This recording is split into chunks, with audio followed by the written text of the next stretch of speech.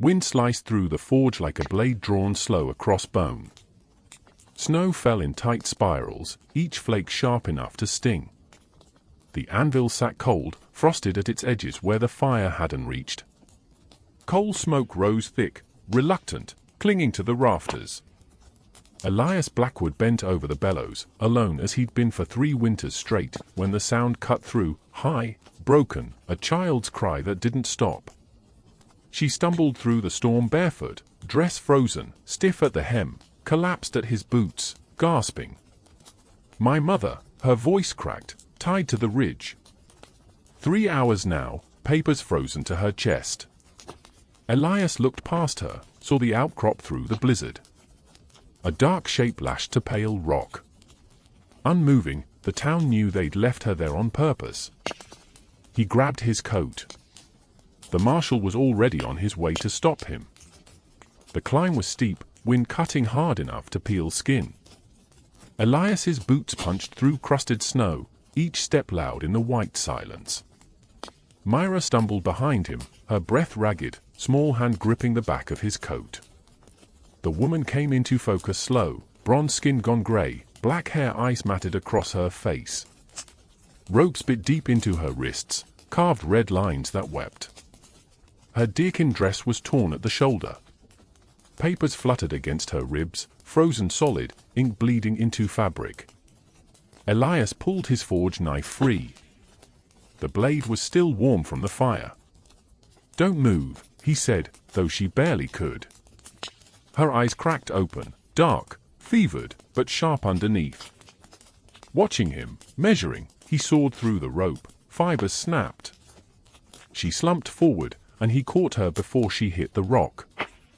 Her body light as kindling, burning hot with cold. The smell of frostbite, sweet wrong, made his jaw tighten. Selina pressed close, whispering in Apache, words tumbling soft and desperate. Elias lifted the woman carefully, one arm under her knees, the other steadying her back. Turned. Marshal Harlan Reed sat on horseback 20 yards down the slope, hand resting on his holster. "You just interfered with lawful seizure." Blackwood Elias didn't stop walking. She was dying. She was being given time to reconsider her trespass. "Call it what it is." Elias's voice was flat, cold as the wind. "You left her to freeze till she'd sign whatever Langford wanted." The marshal's jaw worked. He didn't deny it. Elias carried her past him down the slope. Myra clutching his coat. Behind them, something rattled. A hollow metallic sound. Elias glanced back. A survey stake driven into the ground beside the rock vibrated in the wind. His blacksmith's ear caught it. That sound was wrong. Too light, too empty. He kept walking. The smithy was warmer, but not by much. Elias laid the woman on a wool blanket near the forge, fed the coals till the fire climbed. Myra knelt beside her mother, hands hovering, afraid to touch. Elias pulled the frozen papers from the woman's chest. They crackled, ice shattering into fine shards. He held them near the fire to thaw, careful not to burn the ink. Boots crunched on snow outside. The door swung open. Victor Langford stepped in, expensive coat dusted white, leather gloves pristine. Behind him, the marshal lingered in the doorway, looking anywhere but at Elias. Langford smiled. It didn't reach his eyes. "Blackwood, Good Samaritan act I'll grant you, but the law is the law." He unfolded a second copy of the deed, smoothed it on the anvil. This woman's claim expired under the Dawes Act. New allotment requires her signature by March 15th, 30 days. He tapped a clause with one gloved finger. She signs. She keeps the land. She refuses. He shrugged. Federal territory reverts to public auction. Elias's eyes narrowed. "And you'll be first bidder." "I'm a businessman." "You're a thief with a ledger." Langford's smile thinned. He leaned closer and the smell hit Elias square. Pine tar, thick and medicinal, the kind used to seal old documents, the same scent that clung to courthouse ledgers when wax wouldn't hold. Careful, Blackwood. Your Smithy's mortgage to my bank. $400 due by spring. Be a shame if I called it early. Elias didn't flinch. Get out. Langford straightened, adjusting his coat. 30 days, miss. He glanced at the woman, dismissed her with a look. 30 days, then the land's mine, legal and proper. He turned, boots clicking on stone. The marshal followed without a word. Myra whispered, "Mama." The woman's eyes opened. She looked at Elias, held his gaze for a long moment. Her voice came rough, broken English-shaped, careful. "Thank you." He nodded once, said nothing, but his mind was already turning. 30 days, a deed that smelled of fraud, a survey stake that rang hollow. Something here didn't sit right. The courthouse sat at the edge of town, stone steps slick with old ice. Elias pushed through the heavy door. The woman's deed folded in his coat pocket. Inside smelled of ink and dust, and something sour, papers left too long in damp air. Marshal Reed looked up from his desk, surprise flickering across his face before settling into resignation. Blackwood, need to see the survey records, 1855 treaty maps. The marshal's pen stopped. Why? Because that woman's claim predates Langford's by 30 years, and I want to see the original boundaries. Reed set the pen down slow. You're stepping in something that ain't your business. Already stepped. Just want to see the maps. A long silence. Then Reed sighed. Rose led him down narrow stairs into the basement.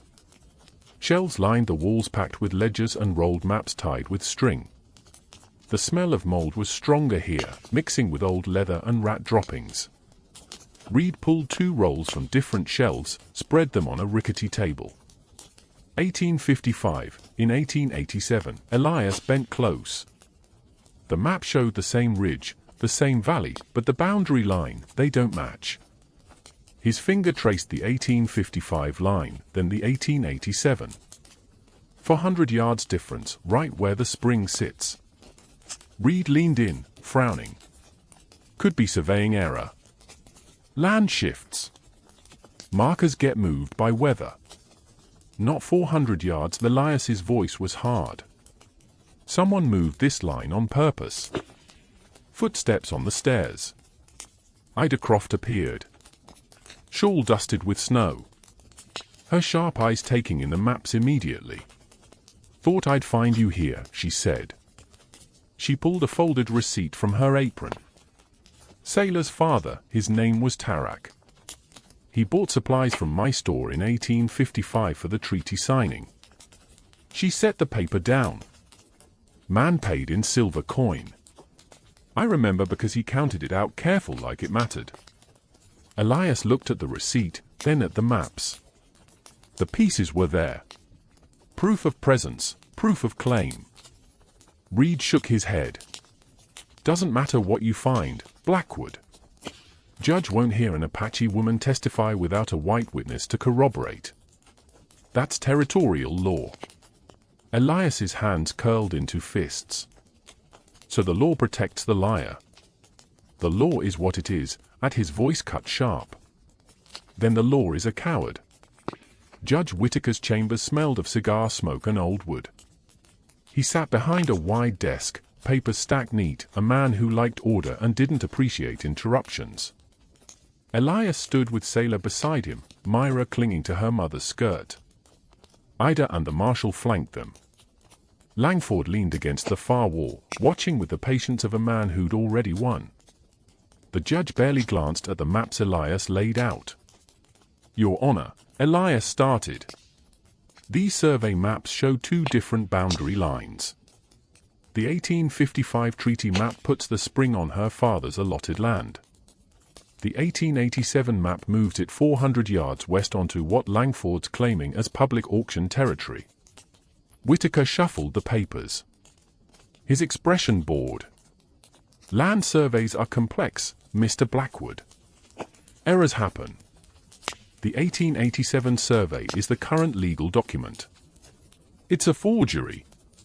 Langford straightened. Careful, Blackwood. Elias ignored him.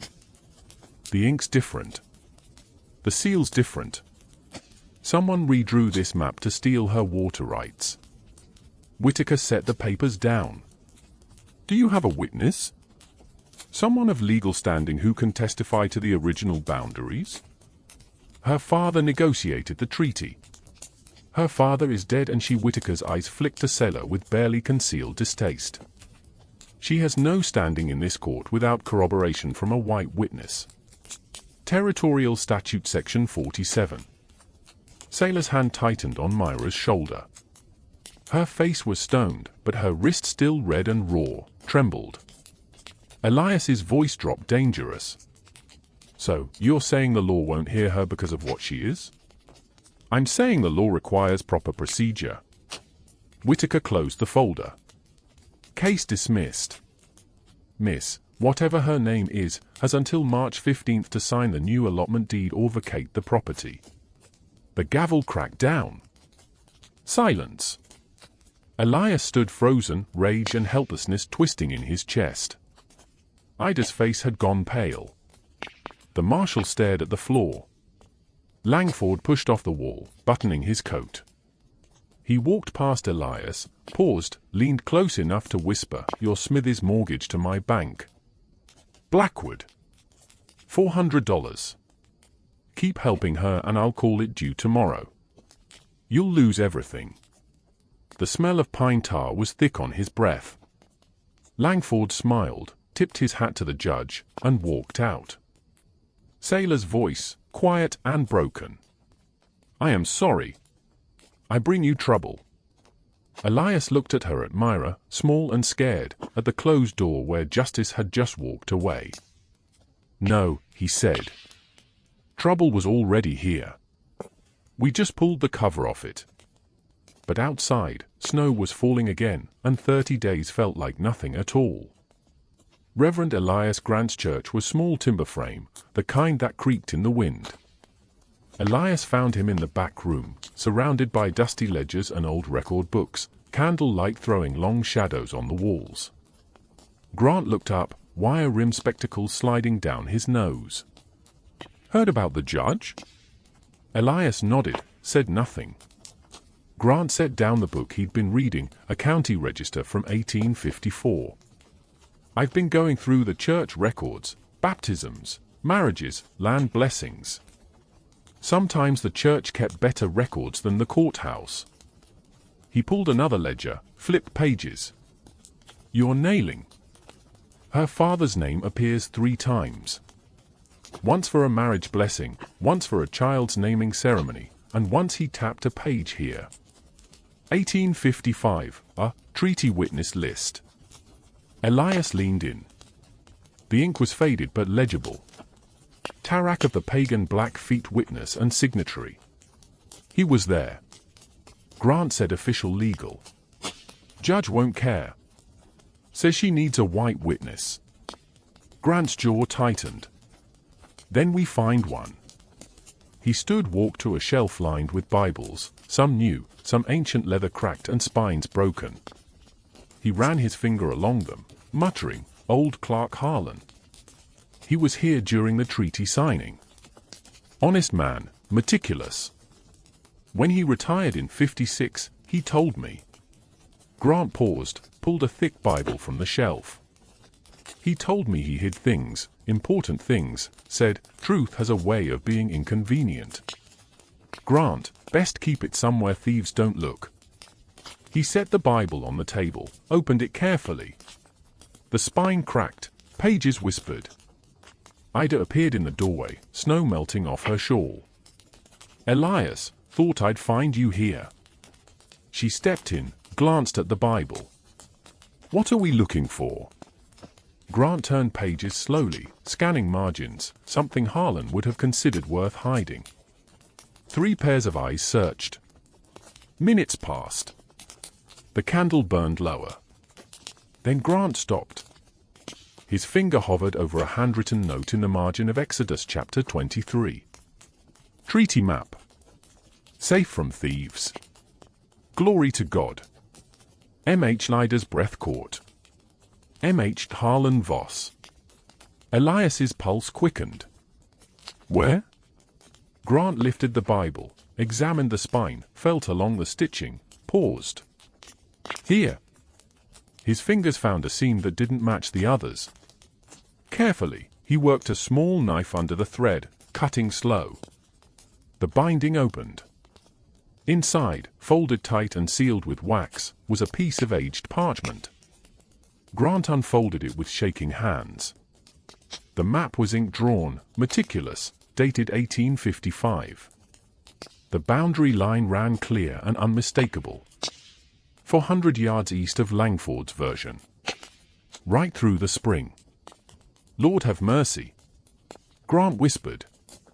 Ida touched the edge of the map, reverent. This is it. This is proof. Elias stared at this map. Something tight in his chest loosening. The ink.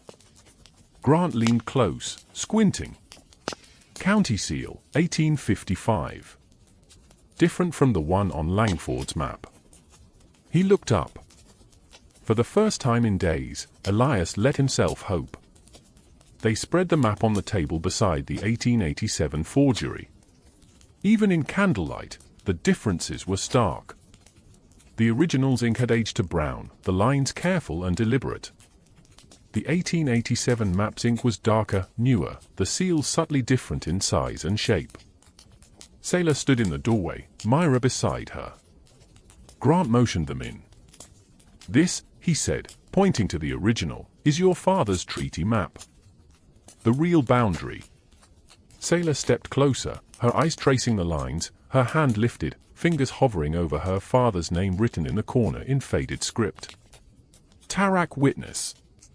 She said nothing, but her breath shook. Myra whispered, Grandfather. Ida smiled fierce. We take this to the judge. He can't ignore it. To Elias's mind was already moving. We need to protect it. If Langford finds out we have this, a shadow crossed the window. They all froze. Grant moved to the glass, peered out. A man stood near the church gate, hat pulled low, watching. One of Langford's hired hands. He's been there 10 minutes, Grant said quietly. Elias's hand moved to his belt. He saw us come in, Ida's voice was tight. Langford will know by morning. Sailor's eyes met Elias's. Fear, yes, but something else, too. Resolve. Grant carefully refolded the map, slid it into an oil pouch. I'll keep it here in the church. Langford's a lot of things, but he won't burn the house of God. Elias wasn't so sure. Outside, the hired hand turned and walked away, boots crunching in the snow. The wind picked up, rattling the church windows. Myra pressed closer to her mother. Will they come for us? Elias looked at the map, at the proof they'd fought for, at the shadow disappearing into the night. Yes, he said. They will. The smell hit first. Smoke, sharp and wrong, cutting through the cold night air. Elias was halfway back to the smithy when he saw it. Orange glow flickering against the church windows, not the soft light of candles. Fire! He ran. Grant was already outside, bucket in hand, face streaked with soot. The storeroom at the back of the church belched black smoke through a broken window. Flames licked at the wooden frame. Hungry spreading fast. The map. Elias grabbed Grant's arm. Safe. I moved it to the altar before I smelled the smoke. Grant coughed, eyes watering. But if this spreads to the main hall, Elias didn't wait. He grabbed a bucket from the well, hauled it up, the rope burning his palms. Water slushed over the sides as he ran. Grant was already throwing another bucket through the window, steam hissing where it hit. Ida appeared, breathless. 2 more townswomen behind her. They formed a line, well to fire, passing buckets hand to hand. The flames fought back, roaring louder, but slowly, inch by inch, they beat it down. 20 minutes, 30. Finally, the fire died to embers, smoke thinning to grey wisps. Elias stood in the charred storeroom, breathing hard. The walls were black, the floor slick with water and ash. A kerosene can lay in the corner, cap off, the smell unmistakable. Grant picked it up, jaw tight. This wasn't an accident. Ida's voice came from the doorway, shaking with anger. Langford outside, hoofbeats. 2 riders approached slow, silhouettes against the snow. Elias recognized the lean one, Langford's hired hand, the same man who'd watched the church earlier. The rider reined in, leaned forward in the saddle, his voice carried cold and clear. "Reverend, shame about the fire. Could have been worse." He smiled, teeth white in the dark. "Mr. Langford wanted me to remind you, freight contracts come up for renewal next month. Town depends on those contracts. Be a shame if the church lost its supply line because the preacher couldn't mind his own business." Grant stepped forward, fists clenched. "You tell Langford if he wants to threaten me, he can do it to my face like a man." The rider's smile widened. "He don't need to threaten, Reverend. He just needs to wait. Map or no map. The law is already decided. Judge won't hear her. You're wasting your time." He turned his horse. The second rider following. They disappeared into the night, leaving only hoofbeats and the stink of burned wood. Elias watched them go, rage coiling tight in his chest, Grant's hand on his shoulder. The map's safe. That's what matters. But Elias could see it in the older man's eyes. Fear buried deep but present. Langford wasn't just fighting them in court anymore. He was making it personal, making it costly. "Go home," Grant said quietly. "Get some rest. We'll figure this out in the morning." Elias nodded, but sleep felt impossible. Behind them, the church stood damaged but standing, smoke still rising, faint against the stars. Morning came grey and cold. Elias walked back to the smithy, muscles aching from the night's fight. The forge was dark, the fire dead. He'd been gone too long. He stopped. A paper was nailed to his door. Heavy stock, official seal, the kind of document that changed lives. His hands were steady as he pulled it free, but his gut knew before his eyes read the words. Notice of foreclosure, Montana Territorial Bank. Principal due $400. Payment required 14 days. Failure to pay results in seizure of property and assets signed, dated, stamped, legal, and binding. 14 days, not spring, not the end of the month, when he'd planned to scrape together the payment from 3 months of work. 14 days. Elias's breath came slow, controlled. He read it again, looking for a mistake, a loophole, anything. Nothing. Boots crunched behind him. He turned. Langford stood 10 feet away. 2 men flanking him. The land speculator's coat was pristine despite the snow, his gloves spotless. He looked at the notice in Elias's hand and smiled. Morning Blackwood.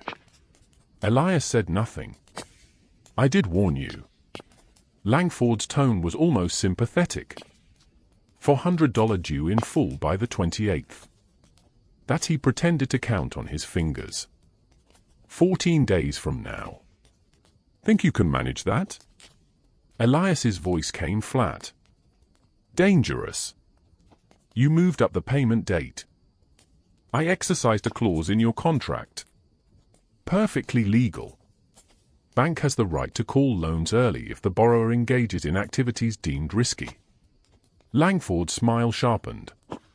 Harboring a fugitive, interfering with lawful property disputes, associating with known criminals.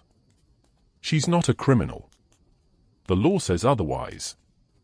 And you, Blackwood, have made yourself an accessory. Langford stepped closer, lowered his voice. You've got a choice. Walk away from this.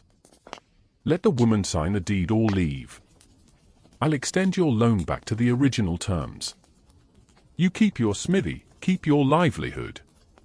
All you have to do is stop. Elias looked at him, at the men behind him, at the foreclosure notice in his hand. And if I don't, Langford's expression hardened. Then in 14 days, I take everything. The forge, the tools, the land, all of it. You'll have nothing.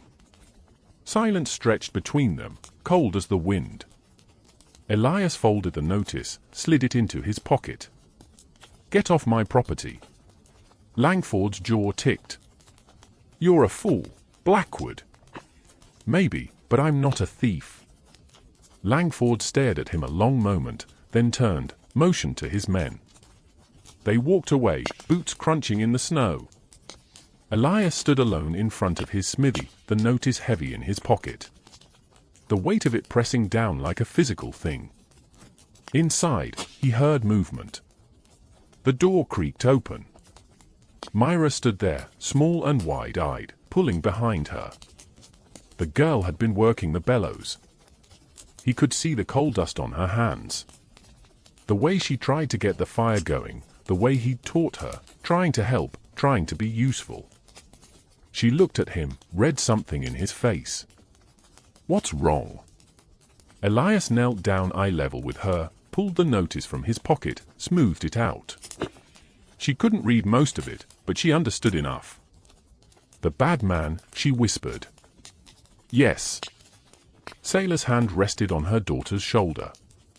Her voice was quiet, measured. You should let us go. This is not your fight. Elias looked at her, at the rope scars still red on her wrists, at Myra, who'd started calling him Mr. Elias with a softness that made his chest ache. At the forge behind them, the only thing he had left of the life he'd built after his family died. 14 days to save it or lose everything. He thought of his son, 7 years old, buried beside his mother under a cottonwood tree 200 m south. The way the boy used to watch him work the forge, eyes bright with wonder, the way Myra watched him now. No, he said. His voice was steady, final. This became my fight the moment I cut those ropes.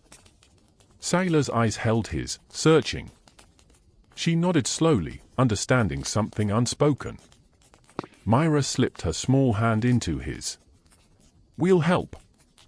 We'll find a way. Elias looked down at her.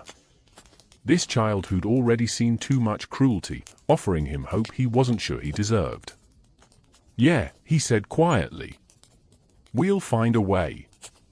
But as he looked out at the valley, at the snow that wouldn't stop falling, at the 14 days that stood between him and ruin, he didn't know if finding a way would be enough. Langford had moved the fight from the courthouse to here, to home, to everything Elias had left. And the cost of losing wasn't just land anymore. It was family. The forge burned steady now, heat pushing back the cold. Elias fed coal into the fire, pumped the bellows until the flames climbed white hot. Myra stood beside him, watching every movement with the intensity of someone trying to memorize a language she didn't yet speak. You want to learn? He asked. She nodded solemn. He handed her a pair of tongs, guided her hands to grip them properly. Metal remembers heat. You shape it when it's soft, and it holds that shape forever. Can't undo a bad mark once it's burned in. He pulled an iron rod from the fire, glowing orange at the tip, set it on the anvil, showed her how to hold the hammer, how to strike clean and true. Her first swing was tentative. The metal barely moved. Harder, he said. Like you mean it. She swung again. The clang rang out sharp, and a small dent appeared in the iron. Her face lit up. They worked together, Elias guiding her through the rhythm. Heat strike, reheat, strike. Sailor watched from the doorway, arms crossed against the cold, a faint smile touching her lips. After a while, Elias pulled a scrap of wood from the pile, set it on the workbench, heated a small branding iron, just a simple mark, a circle with a cross. "Watch," he said. He pressed the iron to the wood. Smoke rose. The wood hissed. When he pulled the iron away, the mark was burned deep, black, and permanent. Myra leaned close, studying it. "It won't come off." "Never. Rain, snow, wind, doesn't matter. Iron leaves marks nothing can erase." He looked at her. "Remember that." She touched the branded wood carefully, running her finger over the charred lines. Then she looked up at him, her young face serious beyond her years. "Could you brand the truth?" she asked. "So everyone has to see it, so they can't say it isn't real."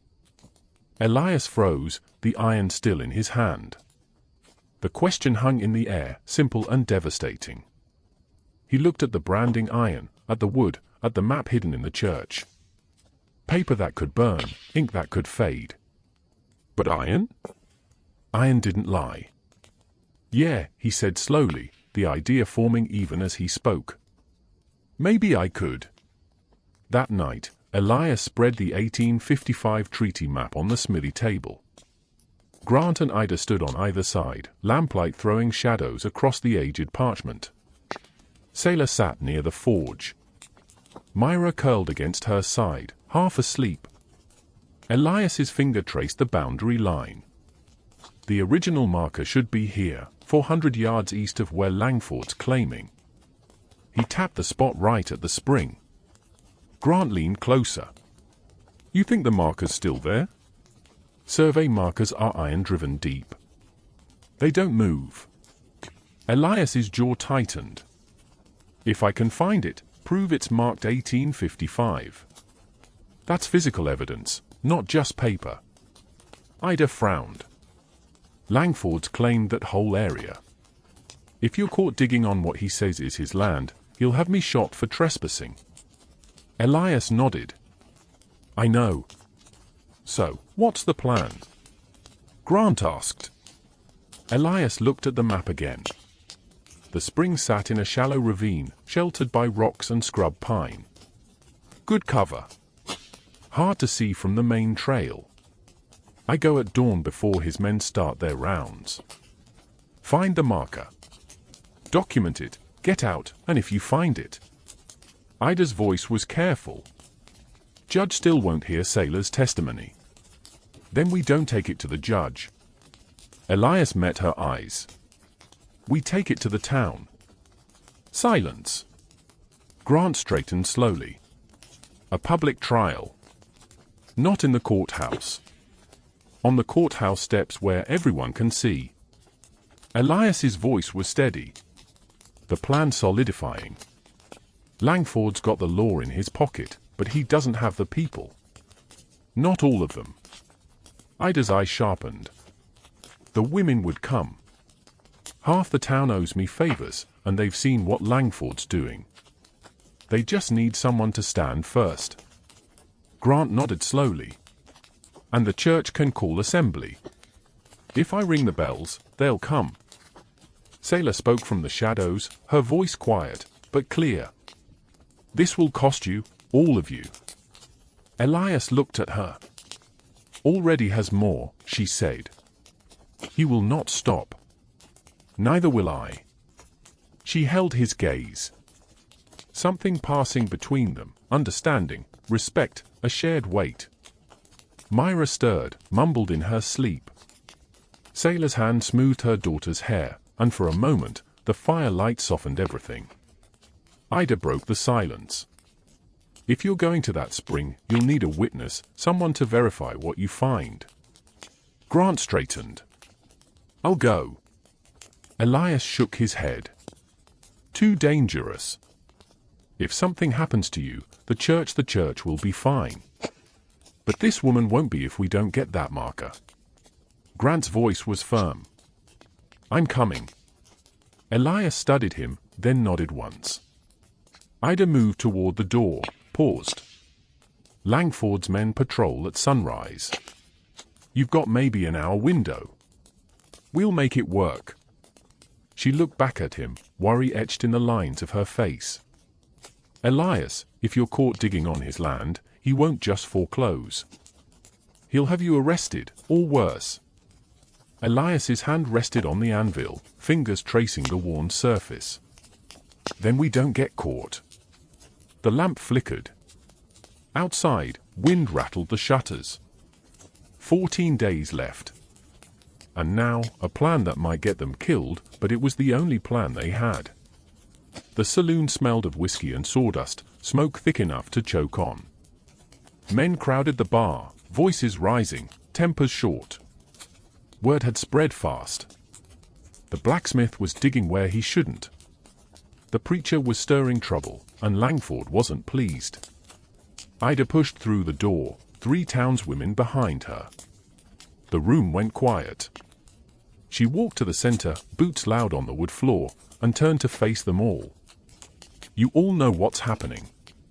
Langford's trying to steal that woman's land through a forged deed. And now he's threatening anyone who helps her. A man near the bar, one of Langford's freight haulers, spat into the sawdust. She's a squatter. Got no legal claim. You're stirring up trouble over nothing. Nothing? Ida's voice cracked like a whip. He left her tied to a rock in a blizzard. That's not law. That's murder dressed up legal. Murmurs rippled through the crowd. Some nodded. Others looked away. Another man spoke up, older, face weathered.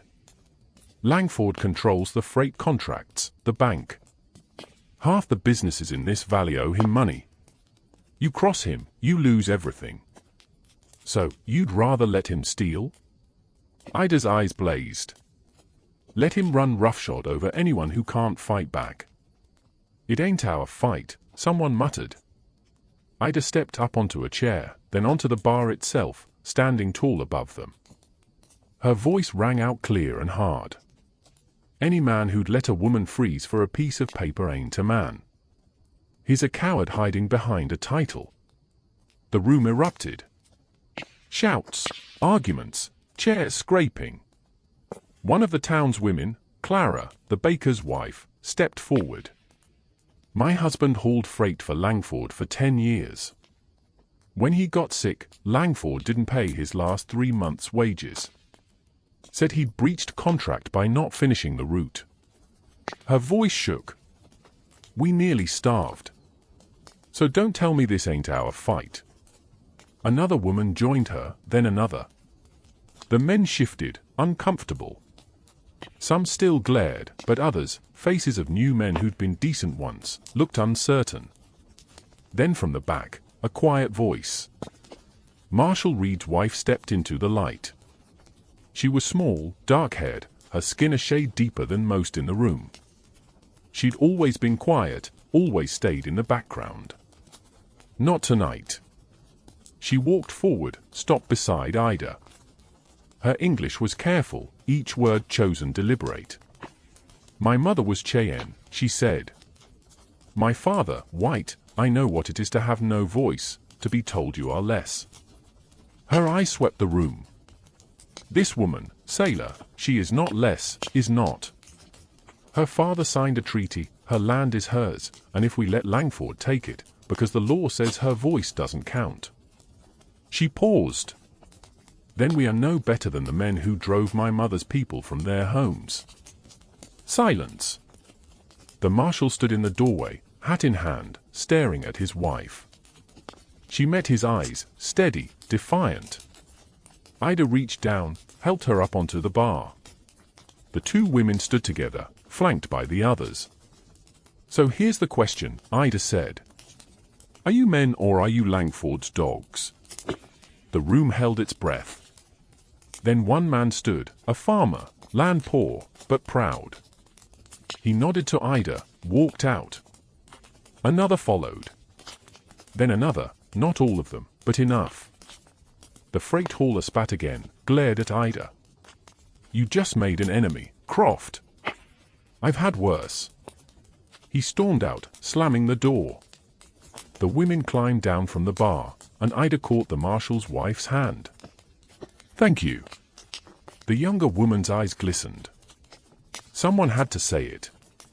Outside, the night was cold. But something had shifted.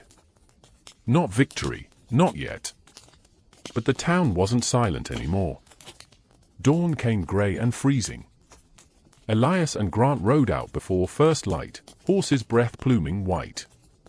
The spring sat 2 miles north, hidden in a fold of land where snow still clung thick.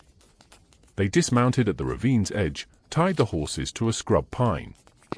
Elias pulled a shovel from his saddle. Grant carried a lantern, though the sun was rising pale behind them. The ground was frozen solid. Elias swung the shovel, the blade ringing off hard earth. Again, again. Sparks flew where metal struck rock. Grant knelt, brushing snow away with his hands, searching for any sign of the marker. "Should be here," Elias muttered, swinging again. Sweat beaded on his forehead despite the cold. Minutes passed. 10:15. Then the shovel hit something that didn't give. Elias dropped to his knees, digging with his hands now, fingers numb. Grant brought the lantern closer. Iron, rusted, ancient, but unmistakable. They dug faster, clearing mud and ice until the shape emerged. A surveyor's marker, 3 foot tall, driven deep into bedrock, stamped into the iron, weathered but legible. U.S. Survey, 1855. True. True. North. Elias sat back on his heels, breathing hard. Grant pulled a rag from his coat, wiped the marker clean, traced the letters with his finger. "Lord have mercy." "Paper can lie," Elias said quietly, echoing Grant's words from before. "Iron doesn't." Grant grinned. "No, it doesn't." They were marking the position. Elias sketching a map in his notebook when they heard it. Hoofbits. Both men froze. Elias grabbed the shovel, Grant doused the lantern. They crouched low behind the rocks. 2 riders appeared on the ridge above. Langford's men making their morning patrol. One pointed. "Fresh tracks." The other urged his horse forward, eyes scanning the ravine. Elias's hand moved to his belt. Grant gripped his arm, shook his head. "Wait." The rider circled closer. 30 yards. 20, then one of them laughed. "Probably just deer." "Come on. Langford wants us back before noon." They turned, rode off toward the valley. Elias and Grant didn't move for a full minute, listening to the hoofbits fade. Finally, Grant let out a shaky breath. That was close. Elias looked at the marker at the proof they'd risked everything to find. He pulled a length of rope from his coat, tied it around the marker's base. "We need to bring this back. Show the town. It weighs 200 pounds. Then we bring them here." Elias stood. Decision made. Public assembly on this spot. Let them see it with their own eyes. Grant's grin widened. "You're going to make Langford come to the evidence. He wants a fight. We'll give him one on ground that tells the truth." They covered the marker loosely with brush. Enough to hide it from casual eyes, but easy to uncover. Mounted their horses, rode back toward town. The marker's location burned into memory. Behind them, the spring trickled cold and clear, running over iron that had stood for 32 years. Iron that wasn't going anywhere.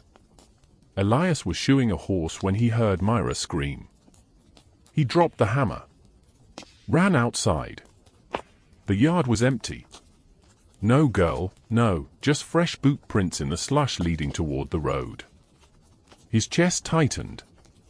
He followed them, running now, breath ragged, found her 50 yards out. Langford had her by the arm, his grip firm, but not quite rough enough to leave marks. Myra twisted, trying to pull free, her face pale with fear. Two of his men stood nearby, hands resting on their gun belts. "Let her go." Elias's voice was low. "Dangerous." Langford smiled, but his eye stayed cold. "Just having a conversation, Blackwood, about consequences." Elias stepped closer. "I said, let her go." Langford released her. Myra stumbled back, ran to Elias, grabbed his coat with both hands. He kept his eyes on Langford, one arm wrapping around the girl's shoulders. "You've got 12 days left on your mortgage," Langford said conversationally, as if they were discussing the weather. 12 days and you still think you can win this? That's admirable. Stupid, but admirable. We found the marker. Elias's voice was flat. The real one from 1855. Something flickered in Langford's expression. Surprise. Quickly buried. Did you now? Iron doesn't lie. No, but it also doesn't change the law. Langford adjusted his gloves. Casual. Judge already ruled. The woman has no standing. Your little treasure hunt doesn't change that. We'll see. Langford's smile vanished. He stepped closer, lowering his voice so only Elias could hear. You keep this up, Blackwood. And it won't just be your smithy you lose the girl here. What happens to her when you're broke? When her mother's forced off the land with nowhere to go? He paused. Winter's not kind to homeless Indians, especially ones with children. Elias's hand curled into a fist. Langford noticed, his smile returning. Go ahead, hit me. Give me a reason to have the marshal arrest you for assault. Then you'll be in jail while I foreclose, while I evict them. While Elias's hand moved, not toward Langford's face, toward his belt, where the branding iron hung, his fingers wrapped around the handle, the metal still warm from the morning's forge work. He didn't draw it, just held it. Langford's eyes flicked down, then back up. For the first time, something like uncertainty crossed his face. You threatening me with a forged tool, Blackwood? Elias's voice came quiet, steady. No, just remembering something someone told me. Iron leaves marks nothing can erase. He let go of the branding iron, took Myra's hand instead. Stay away from her. Stay away from all of us. He turned, started walking back to the smithy. Langford's voice followed him. 12 days, Blackwood, then you'll have nothing. And when she's gone and forgotten, you'll realize you threw your life away for a woman who doesn't even speak proper English. Elias didn't turn around, but his jaw tightened, and Myra felt his hand shake. Not with fear, with rage barely leashed. They walked in silence back to the smithy. Sailor met them at the door, her face stricken. She'd seen it all from the window. He touched you. Her voice was ice. Myra nodded. Sailor pulled her daughter close, her eyes meeting Elias's over the girl's head. In that look, fury, helplessness, shame that she couldn't protect her own child. Elias turned away, walked to the forge, fed coal into the fire, pumped the bellows until the flames roared white hot. His hands were steady, but inside something had broken loose. Langford had crossed a line, and now there was no going back for either of them. The church bells started ringing at noon. Not the usual gentle call to Sunday service. This was urgent, insistent, the kind of ringing that meant fire or flood or something the town needed to hear. People stopped in the streets, looked toward the church, started walking. By the time Elias arrived, a crowd had gathered on the courthouse steps. 30 people, 40 more coming. Grant stood at the top, still pulling the bell rope, his face set with determination.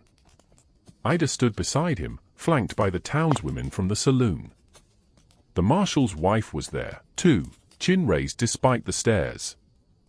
Grant let the bell fall silent, his voice carried clear across the square.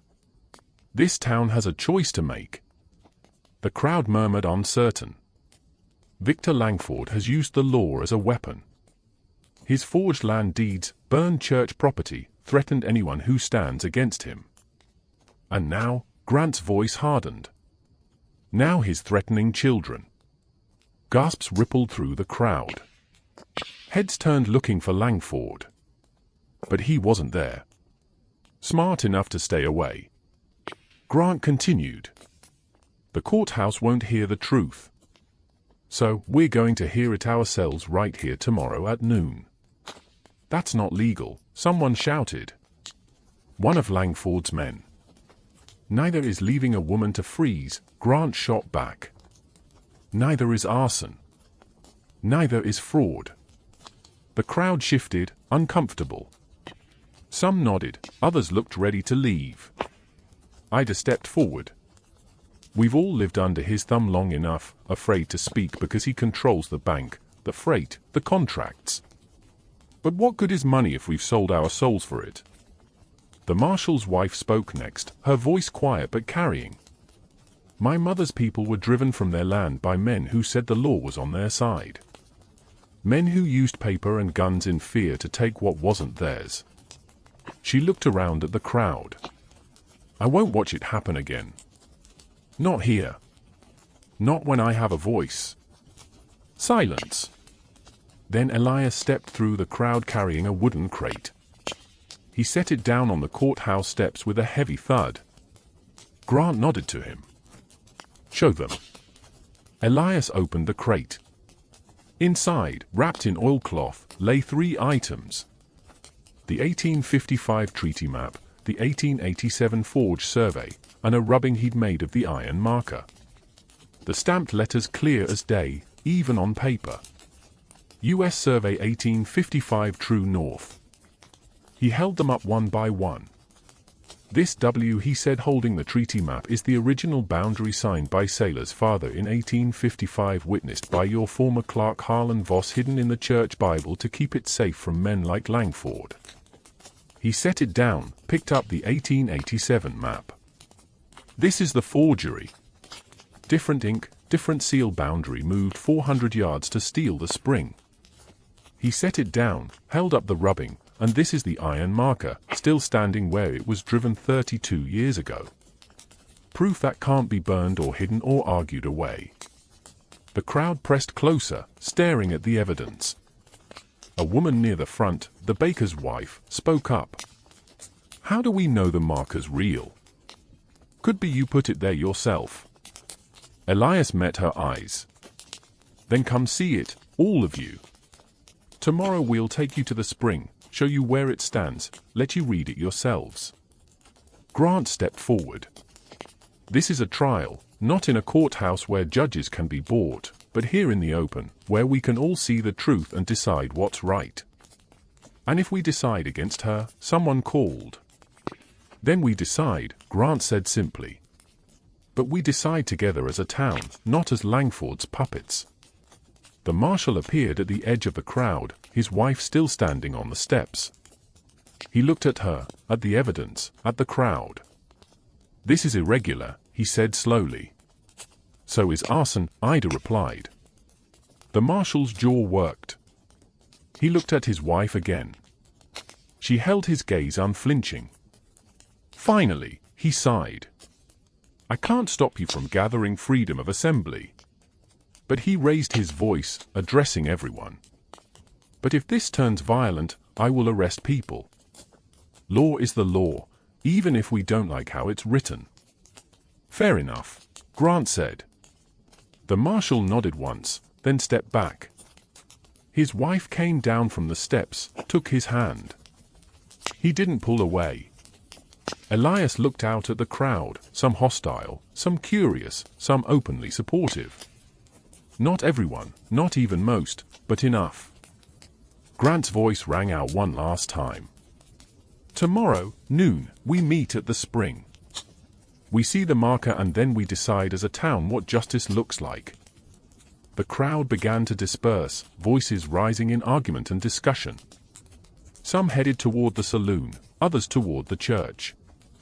Elias started to pack the evidence back into the crate when Ida grabbed his arm. Langford will hear about this in an hour, she said quietly.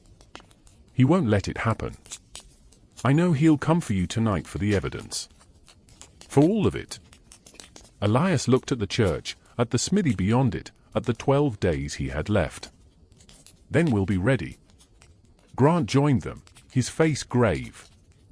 I'll keep the map in the church, locked in the altar, and I'll sleep there tonight. He already tried to burn it once, Elias warned. Then he'll have to burn me with it. Elias gripped his shoulder. Thank you. Sailor approached Myra at her side. The girl's eyes were wide, taking in everything. Tomorrow, Sailor said. They will see. They'll see. Elias confirmed. She nodded slowly. Then, surprising him, she reached out and touched his hand. Just briefly, a gesture of gratitude, of trust. You did not have to do this, she said quietly. Yes, he said. I did. Myra looked up at him. Will they believe us? Elias knelt down, met her eyes. Some will, some won't, but we'll have told the truth. And sometimes that's all you can do. She thought about that, then nodded. Okay. The sky was darkening, clouds rolling in from the north, the smell of snow on the wind. Elias looked at the courthouse steps, at the space where tomorrow they'd make their stand. Not in a courtroom, not according to rules designed to silence people like Sailor, but in the open. Where truth could be seen and touched and proven. Where iron didn't lie.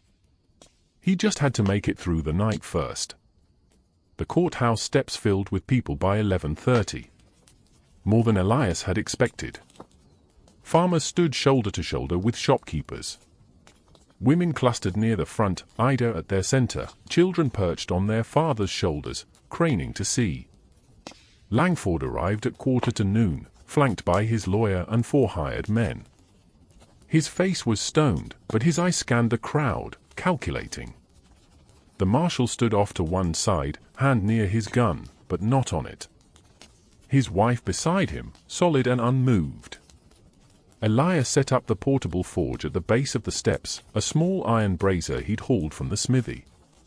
He fed it coal, worked the hand bellows until flames climbed. The heat pushed back against the cold March air. Myra helped, pumping the bellows when his arms tired, her face serious with purpose. Sailor stood near the steps, wrapped in a borrowed shawl, her scarred wrists visible for anyone who cared to look. Grant emerged from the church carrying the evidence. The treaty map, the forge survey, the rubbing of the iron marker. He laid them on a makeshift table someone had dragged out. The crowd pressed closer. At noon exactly, Grant raised his hands. The murmuring quieted. We're here because the courthouse wouldn't hear the truth, so we'll hear it ourselves. His voice carried across the square. This isn't about feelings. It's about evidence, facts, things that can be proven. Langford's lawyer stepped forward, a thin man with wire spectacles. This is highly irregular. You have no authority to. We have the authority of witnesses. Grant cut him off. The same authority any jury has. We're not passing legal judgment. We're determining what's true and then we'll act accordingly. The lawyer opened his mouth, closed it, looked at Langford, who gave a slight shake of his head. Let them dig their own grave. Grant held up the treaty map first. Original boundary 1855 signed by Tarak of the Pan Blackfeet. Witnessed and recorded by County Clerk Harlan Voss. He held up the 1887 survey. Revised boundary, different ink, different seal moved 400 yards west. Murmurs rippled through the crowd. Could be a legitimate reserve, someone called. Could be, Grant agreed. Except for this. Elias stepped forward. He'd been heating the hollow survey stake, the one from the ridge where Sailor had been tied. He pulled it from the forge with tongs, held it up. This is the stake Langford's men drove at the new boundary. He tapped it with a hammer.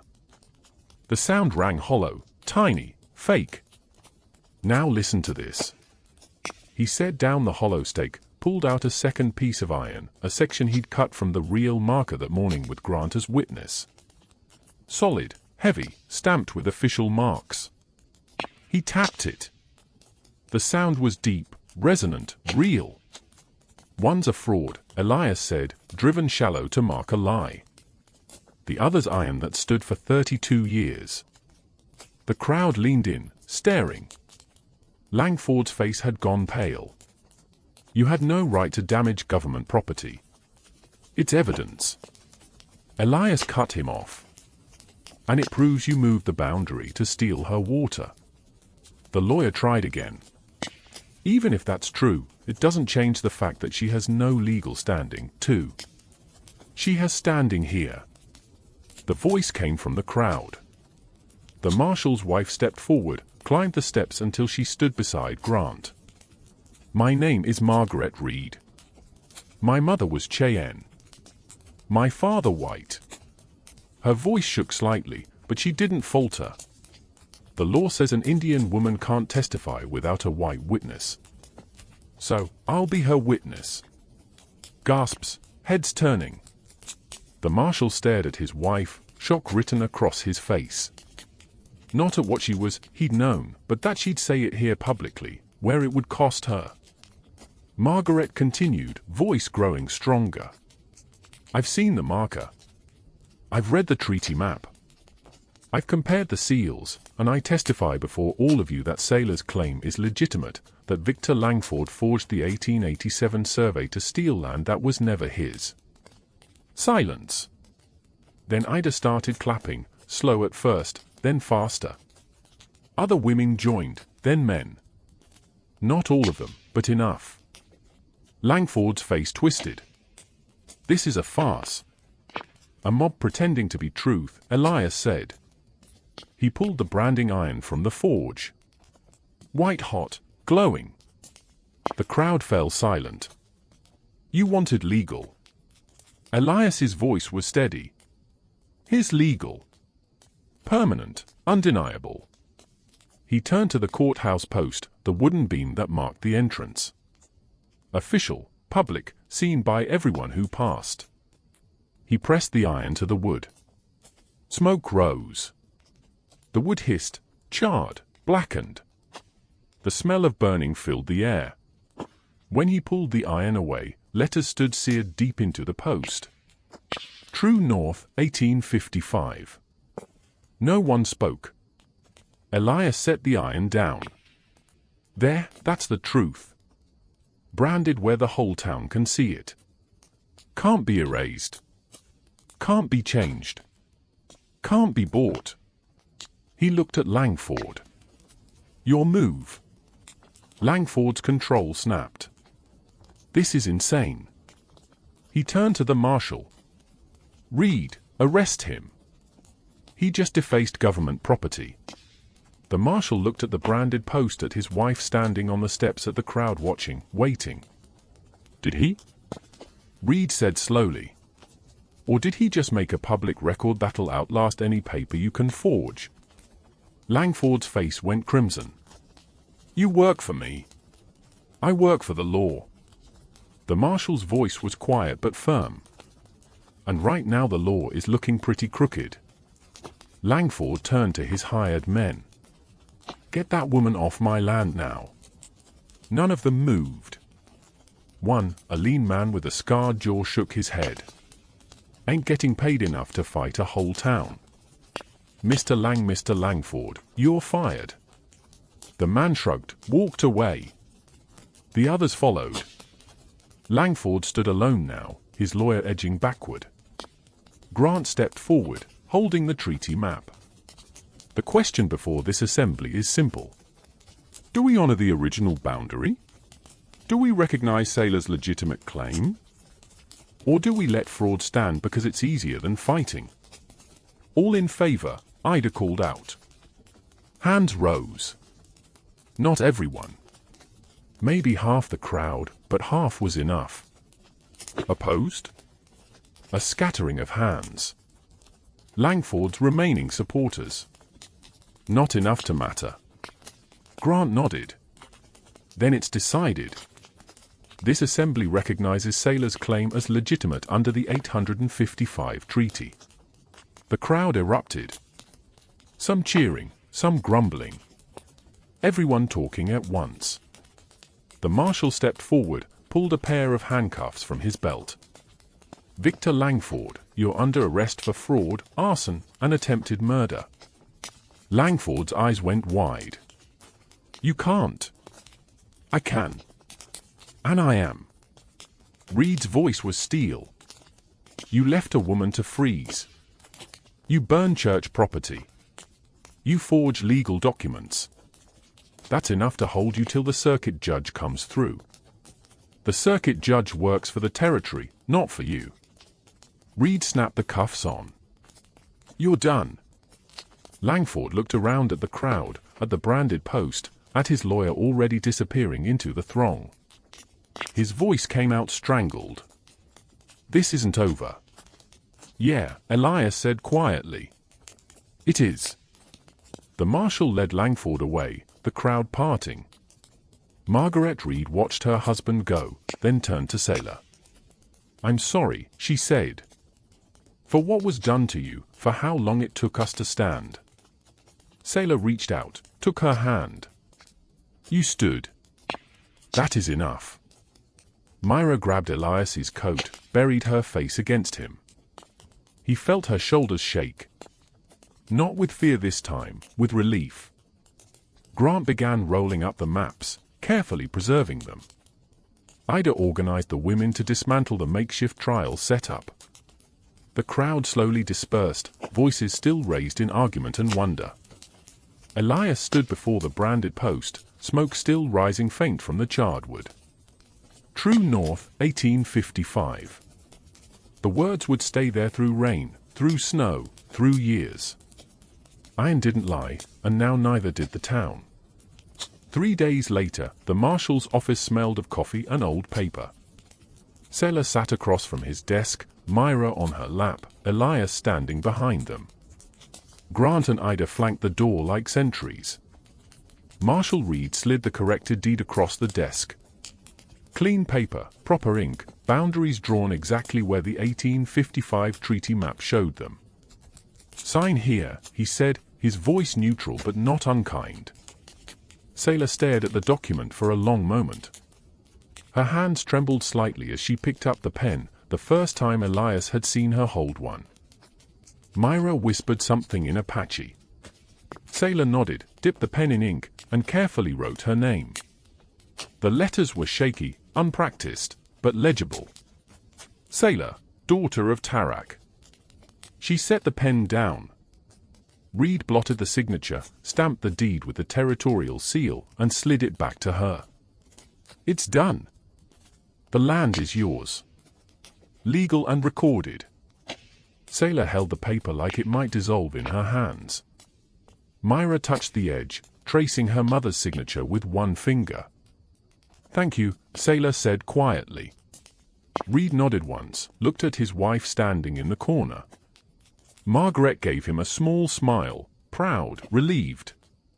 What about Langford? Ida asked. Circuit judge comes through in 2 weeks. Till then, he's in the holding cell. Reed leaned back in his chair. Evidence is pretty clear. Forged documents, arson, exposure. He'll face trial. And the bank? Elias asked. The foreclosure. Reed pulled another paper from his desk. Bank examiner came through yesterday.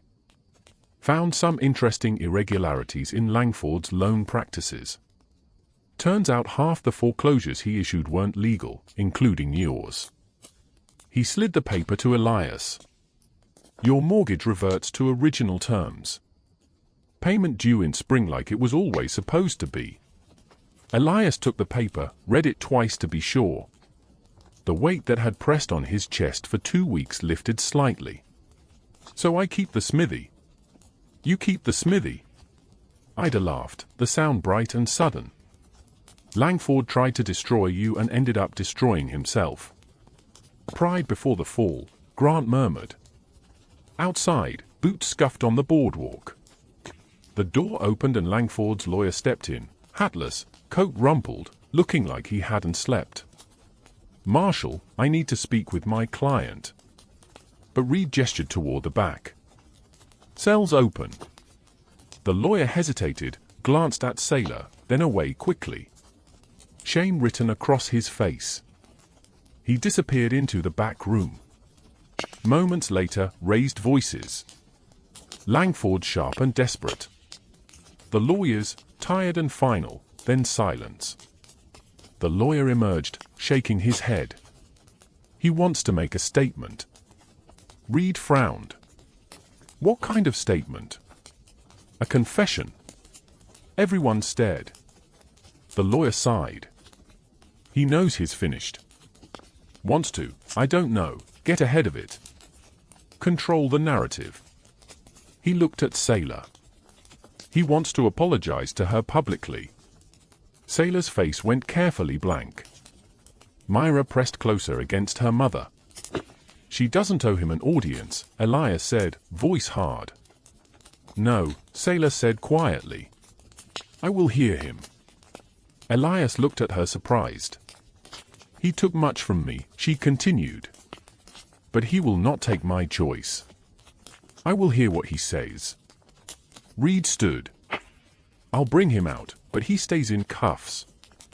He disappeared into the back, returned with Langford, hand shackled, coat gone, looking smaller somehow, diminished. Langford stood in the center of the room, not meeting anyone's eyes. Finally, he looked at Sailor. His voice cracked. He cleared his throat, tried again. I was wrong. What I did to you, all of it.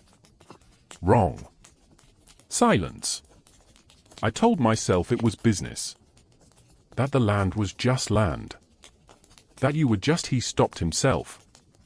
But you're not. You're a person, a mother. And his hands clenched in the cuffs. I nearly killed you for money, for power, for greed. Grant finished quietly. Langford nodded, something breaking in his face.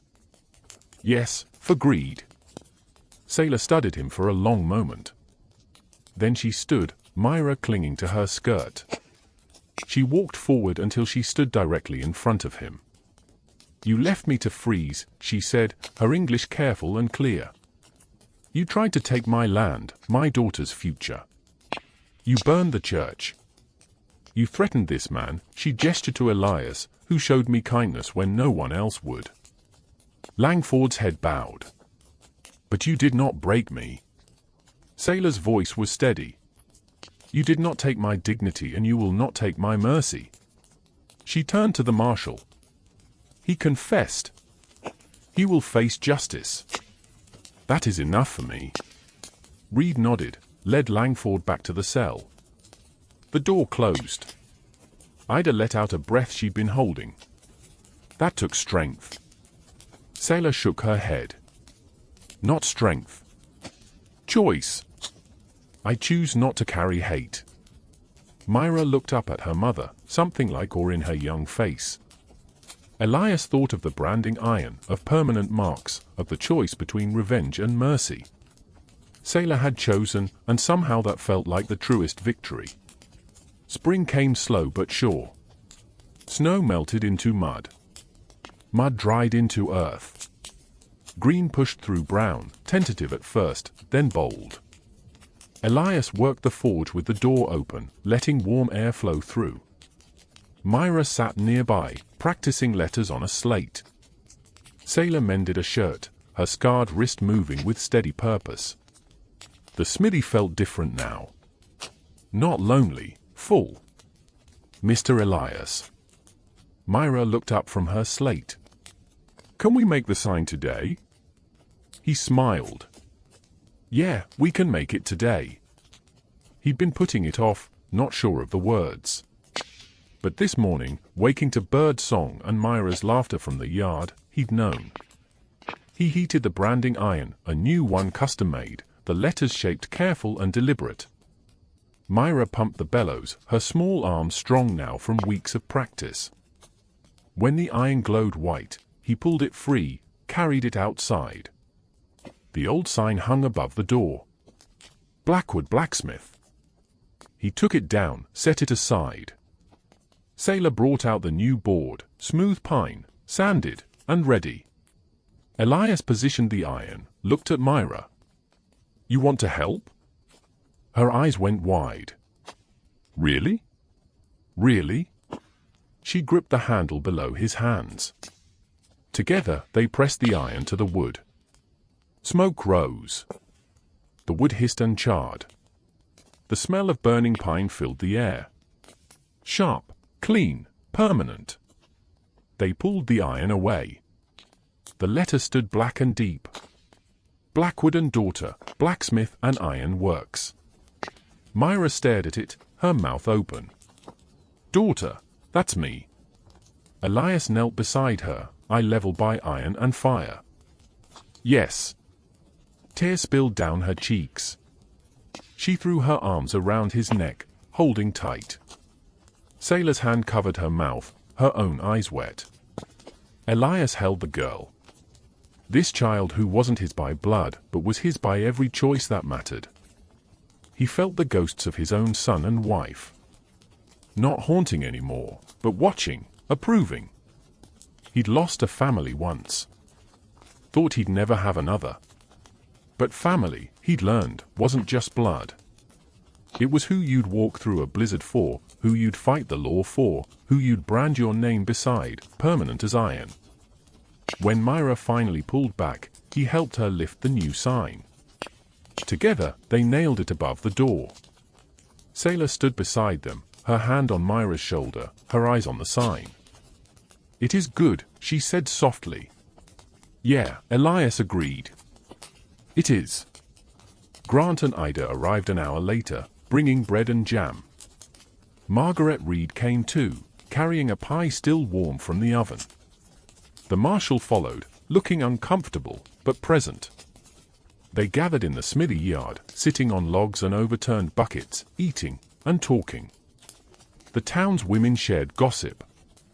The men discussed spring planting. Myra showed off her letters. It wasn't much, just neighbors being neighbors. But after everything, the cold, the cruelty, the fight, it felt like everything. As the sun dipped low, painting the valley gold, Elias looked around at the faces. At Grant, who'd risked his church. At Ida, who'd rallied the town. At Margaret, who'd found her voice. At the marshal, who'd chosen justice over convenience. At Sailor and Myra, safe and home, he thought of the question Myra had asked weeks ago in the middle of the fight. "Will you stay?" he'd answered then. But now, watching Myra laugh as Ida taught her to braid, watching Sailor smile, really smile soft and unguarded, he answered again, yes, he would stay. Not because he had to, but because this small, hard-won family, this community that had chosen truth over comfort, was worth staying for. The iron marker still stood at the spring 2 miles north. True north, 1855. But the real north, Elias thought, wasn't a direction. It was a choice made every day to stand for something, to protect someone, to stay when leaving would be easier. He looked at the sign above his door. Blackwood and Daughter Iron didn't lie, and neither did his heart. Spring came slow that year, but it came.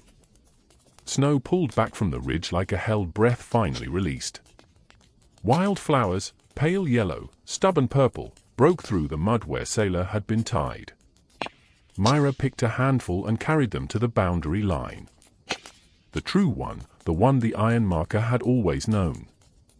She planted them at the base of the marker, patting the soil with her small hands, whispered something in Apache, a prayer maybe, or a promise to the grandfather she'd never met. Elias watched from the spring's edge, hammer resting against his shoulder.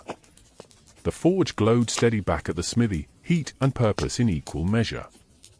Sailor stood beside him, her wrists healed, the rope scars fading into the kind of strength that doesn't announce itself, but can't be mistaken. They didn't talk much, the three of them. Words had done their work already in courthouses, on church steps, in the hiss of iron against wood. What remained was quieter morning coffee. Myra learning to read the deed her mother now owned. The sound of the bellows pumping steady as a heartbeat. Langford's trial lasted 3 days. The jury took 20 minutes. The bank sold the foreclosed properties back to the families he cheated. Sailor Spring among them. The valley didn't forget, but it learned. Some nights Elias still thought of his son, 7 years old, gone to fever, buried beside his mother under a cottonwood tree. The ache never left entirely, but grief, he'd learned, could share space with other things, with Myra's laughter when she branded her first horseshoe, with Sailor humming Apache songs while she mended his coat, with the knowledge that staying, not drifting, was the braver choice.